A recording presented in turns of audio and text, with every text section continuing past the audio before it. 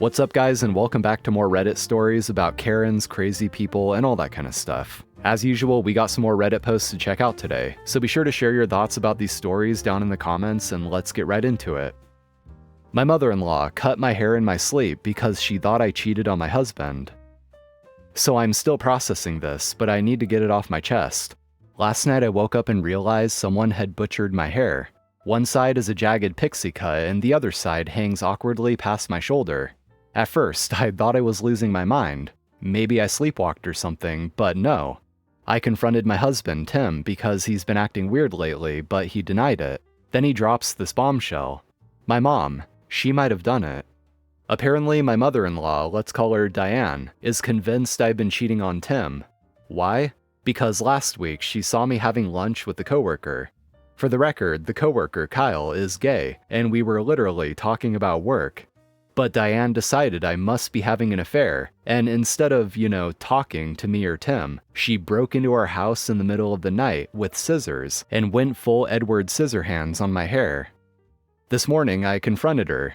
At first, she played innocent, but when I pressed her, she literally said, "Well, maybe now you'll think twice before humiliating my son."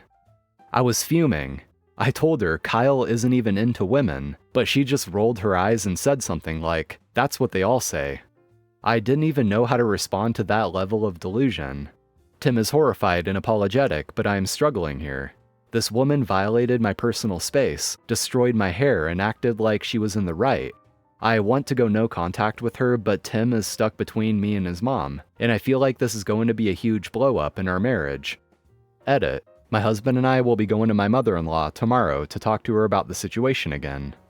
Update. My mother-in-law cut my hair in my sleep because she thought I cheated on my husband, and now I found out my husband helped her. After the conversation we had with Diane this morning, I noticed my husband Tim was acting weird. At first, I thought it was just guilt about standing up to his mom, but it felt like more than that. He's been avoiding eye contact and getting defensive when I bring up what happened. Earlier, I couldn't take it anymore, so I sat him down and told him he needed to be 100% honest with me about everything. That's when he dropped the bombshell. Apparently, Diane didn't come up with the haircut idea on her own.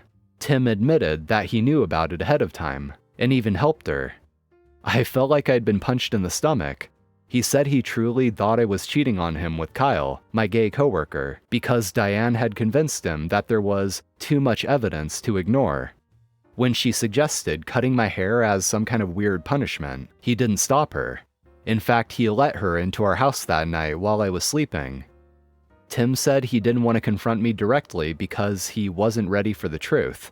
So instead, he let his mother do this insane thing to me, thinking it would force me to come clean. Afterward, when I didn't admit to cheating, he started to realize he might have been wrong, but by then he didn't know how to tell me what he'd done. He kept saying, "I'm so sorry, I was just confused, but I honestly don't know how to process this. This wasn't just Diane acting like a lunatic, this was both of them, and my own husband betrayed me in one of the most humiliating ways possible. I packed a bag and I'm staying with a friend tonight while I figure out what to do. I don't know if I can ever trust Tim again after this.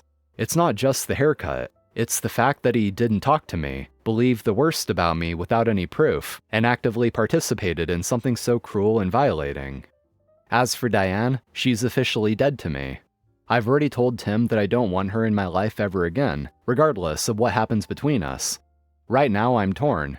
Part of me wants to file a police report on both of them for what they did, but I'm scared of how messy it will get. Another part of me just wants to cut ties and move on, but that feels like letting them off too easy. I don't know what my next step is, but I do know this. I deserve better than this. Update 2. I think I'm going to divorce him, and I may file a police report. After everything that's happened, I've been thinking a lot about my next steps, and I've come to a heartbreaking but necessary conclusion. I don't think there's any coming back from this. I trusted Tim with my heart, my safety, my life, and he betrayed me in ways I never thought possible. I can't imagine a future where I feel safe with him, where I can trust him, or where I don't carry the weight of this violation every day. I'm strongly considering filing for divorce.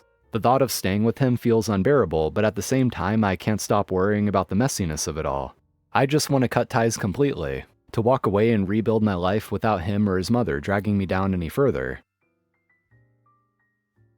I had to tell my neighbor I dated her husband. I, 33 female, became friendly with my neighbor, 37 female. Let's call her Emily, after I helped her move a few boxes into our building while her husband, 35, was in the hospital. I didn't meet Emily's husband until a few weeks later when she invited me over to dinner as thanks.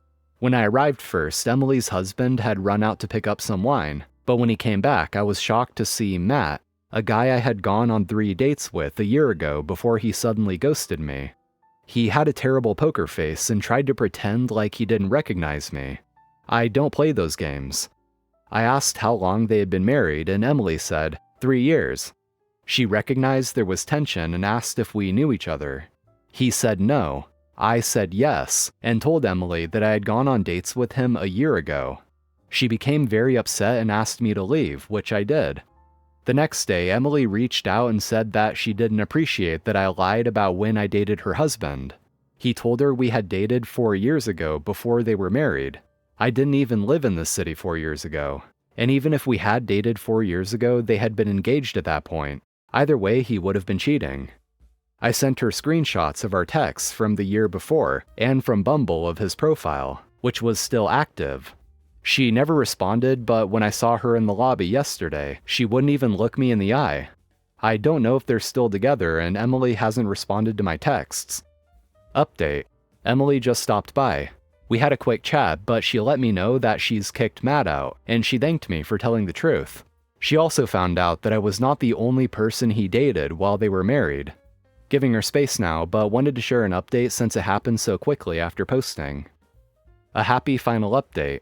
Over the last few days, I've been hanging out with Emily along with her sister and 2 BFFs who flew in to support her. Matt confessed to everything and more, and it was all a lot worse than anyone thought, but this isn't about him anymore. I'm very grateful to have come through what began as a really awful situation with 4 awesome new friends and far more laughs than tears. Emily, her sister, and I are now planning bi-weekly brunch dates, and we also discovered that we have some other friends and interests in common. We've all had some really good, sometimes difficult conversations, but it's all been very cathartic and surprisingly positive.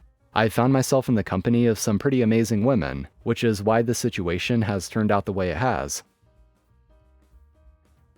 Neighbors acting erratically over me building a fence in the front of my house. We used to get along great with our next-door neighbor. For context, she is an older Polish woman who lives alone and is very OCD about her grass. She will pick up leaves as they fall down from the tree and pick up leaves off her grass even if it rained. Anyways, she has a front fence that she didn't run all down her property line. She stopped it at the front, so her whole right side of her home is exposed next to ours, then picked up the fence when her backyard begins. We had more than a few times where strangers would enter the side of our house and actually try and enter our home, so my husband decided to put up a front fence. At the time, my neighbor was redoing her backyard fence, and she knew my husband also wanted to do his backyard fence, so she recommended her guy. As she followed up to see if my husband called the guy to get the work, my husband told her that he did and that he also asked the guy for a quote for the front as well. Since then, she has been acting crazy. It started with her calling the alderman, and she wrongfully accused us of taking her land. The alderman came and spoke with us and sided with me and my husband. The problem is that she wants to use our front walkway that's on the side of our house to access her right side of her property, the side that she didn't fence. So she fenced herself out and has always just went on our property to access her side. She's mad because with our fence, she can't just walk in and go to her side of her house anymore. We told her we would give her a key and she said no. Since she accused us of stealing her land, we didn't feel comfortable about allowing her to come and go off our property anymore, but she didn't care. She called a handyman to install a security camera, and he worked on our side of the property and she didn't ask. I asked the guy to please inform her for any future work. She will need to ask us for permission before she enters our property. The security camera was to watch us because she was so paranoid we would build a fence. This Saturday, we had the company begin work and she lost it. She harassed the workers, telling them to stop work, and she was accusing us of stealing land. She threatened to report them to the city and to call the inspector on us. My husband had to stay outside with guys as they worked, and when he went in, she would come back out and harass them. Then she called the police. 4 police cars came. I don't know what she told them, but it was not the truth because the cops sided with us and told her to stay inside and not bother us. Then Sunday, she paces, looking at our fence posts, staring. She looked at our fence posts like 10 times on Sunday. And then she was pacing our backyard and we have her on camera just staring in. So creepy. Then Monday, she is walking and staring again. She stops one of our neighbors passing by right in front of our house and starts complaining to him about our fence. She continues pacing and staring throughout the day. Then later that Monday, a guy comes and she walks him to our house and he starts looking at our posts. My husband came out this time and asked the guy who he was and why he was interested in looking at our property. He told us that he is a realtor and a good friend of hers, and he came because she called him telling him that we stole her property from her, and accused us of putting posts on her property, which was all lies. We immediately showed him our proof, and he agreed with us, and tried to mediate with her, explaining that we are legally able to build, and that she can extend her fence so she is not blocked out. She just said no, and didn't want to do that. So my husband just left. We made sure everything was recorded. Then today, she came outside and stared at our property again, just pacing. She did the same in the backyard. Then she went to the front and started flagging down neighbors who she never talks to and starts to complain about our fence, calling us bad people and that we are stealing her land. She is acting so malicious. It's crazy. Alright guys, that's gonna do it for today. Thank you for watching. As always, I do appreciate it. If you enjoyed, be sure to hit that like button, drop a comment down below, and subscribe if you haven't already.